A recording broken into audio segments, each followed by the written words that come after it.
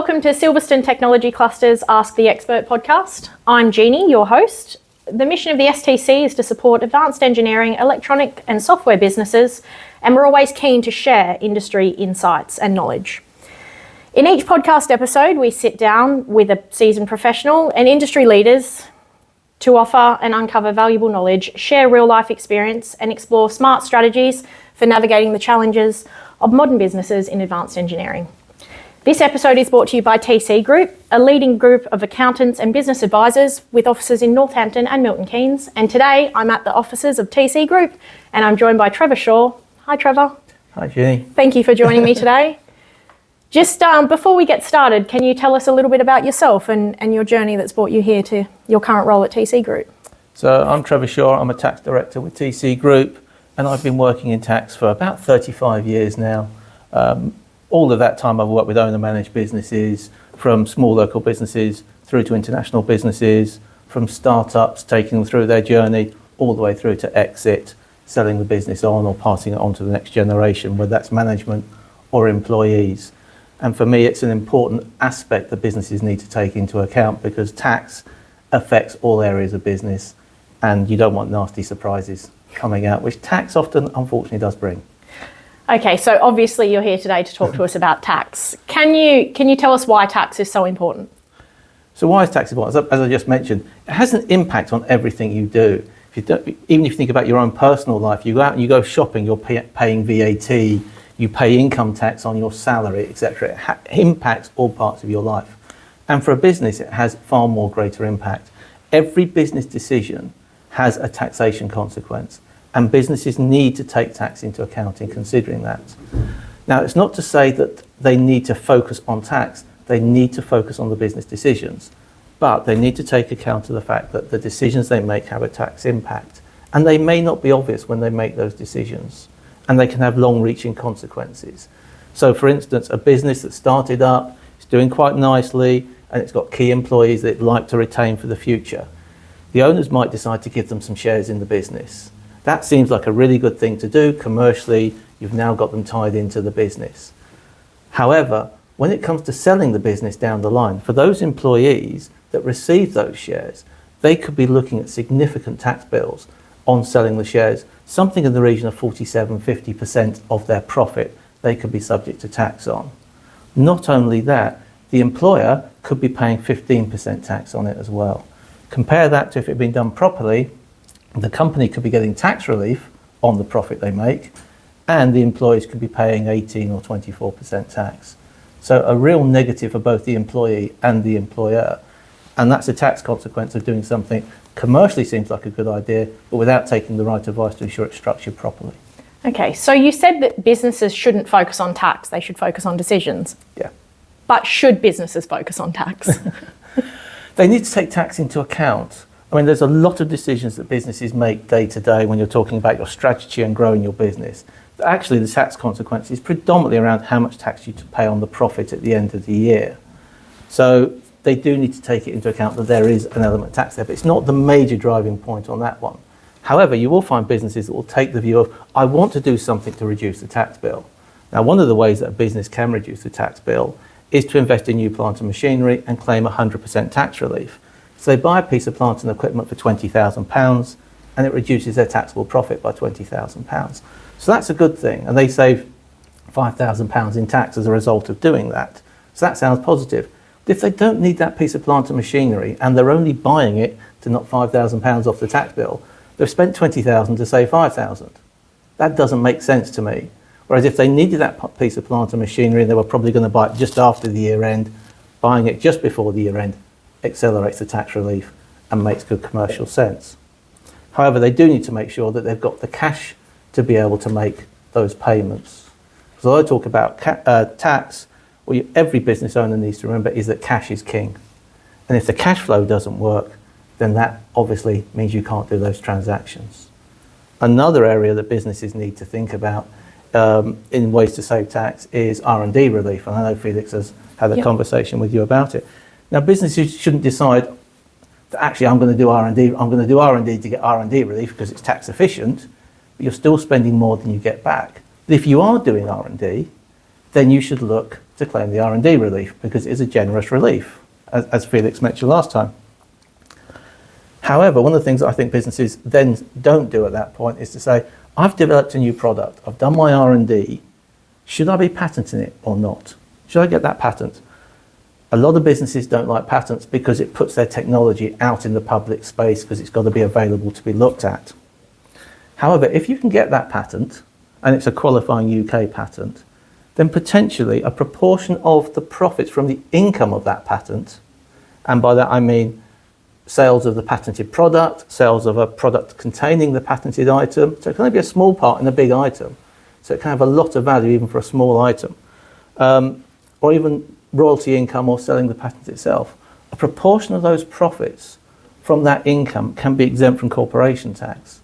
So actually, for businesses that are developing new technology, R&D relief on the way through the development and patent box afterwards can actually give them a very strong tax position. And should they be looking to exit the business in, say, 5-6 years' time, having that patent box treatment actually makes them slightly more attractive to a purchaser as well. Okay, so we're talking here a little bit about planning and long-term planning in business. How can tax help with that?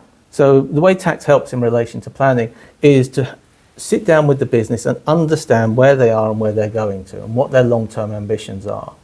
And if we can understand that, then we can help put together structures and ideas that enable the business to maximise their value on exit, if an exit is the way they want to go. So for most businesses, that is their normal roadmap is start it up, run it, grow it, sell it. Okay.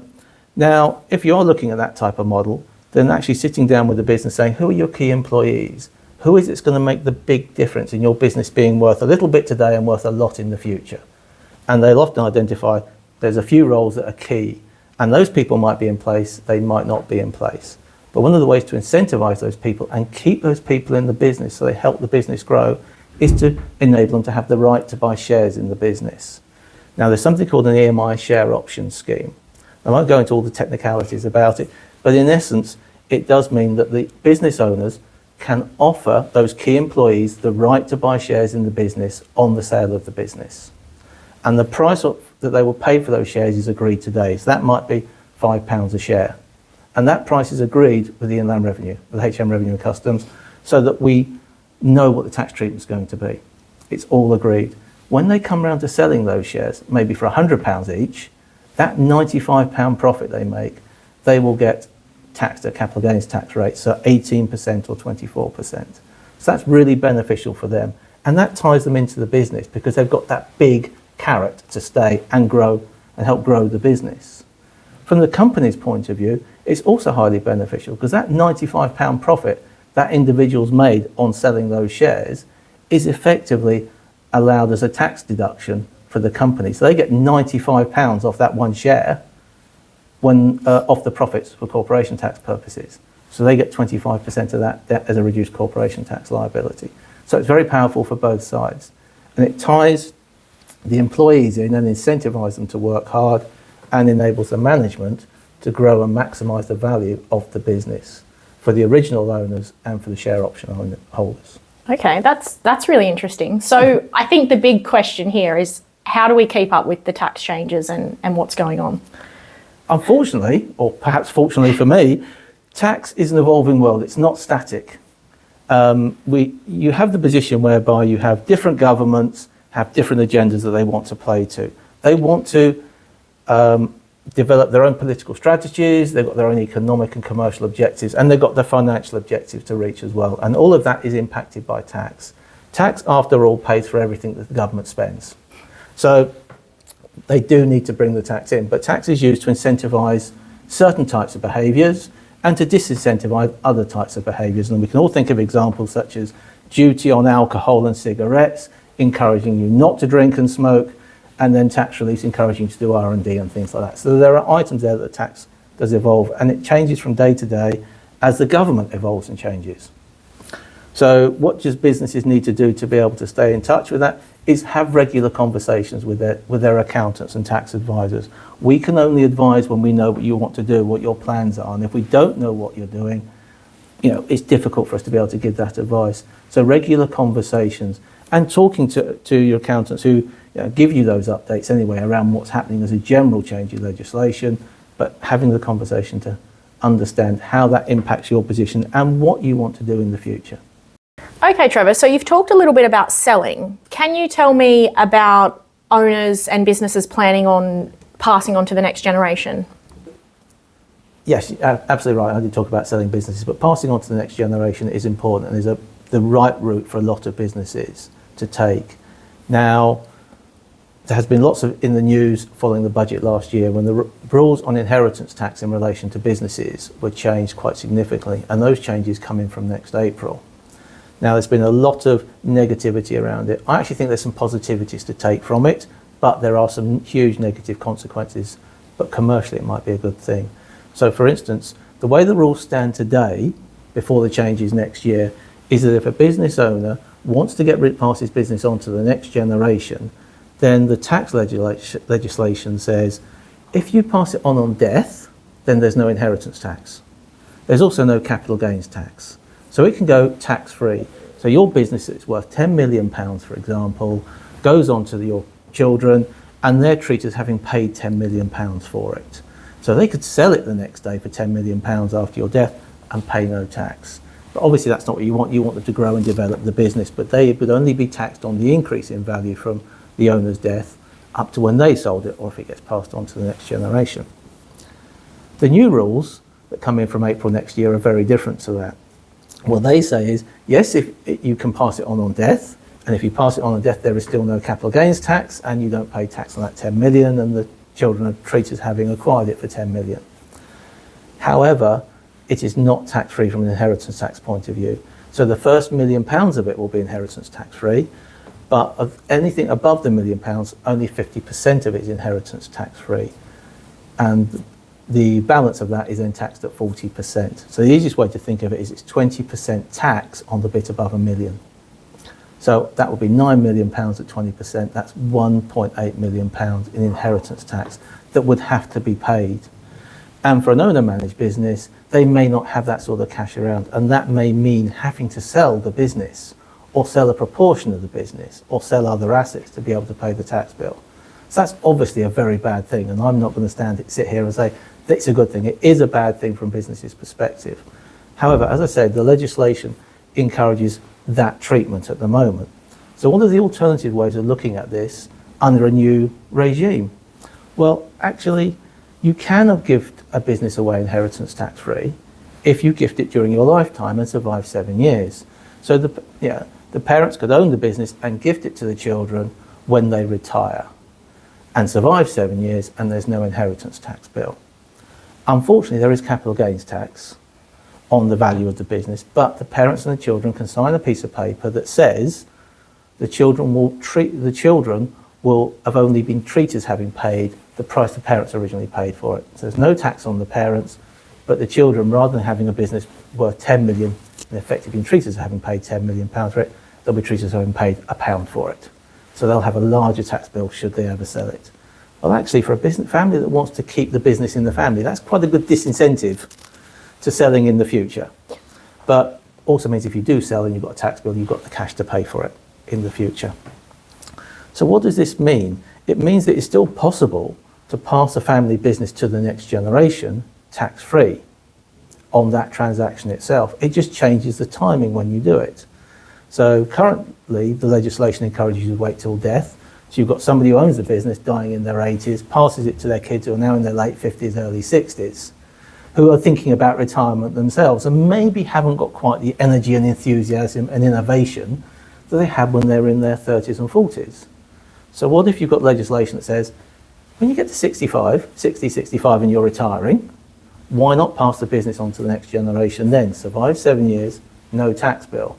The next generation in their 30s and 40s, lots of enthusiasm, lots of energy, lots of innovation, could help take that business to the next level and grow it and develop it. So from my perspective, I think there's some positives in it, accepting fully that the tax issues are there. And perhaps it's tax driving commercial behaviour. But I think commercially for those businesses, what is the right answer?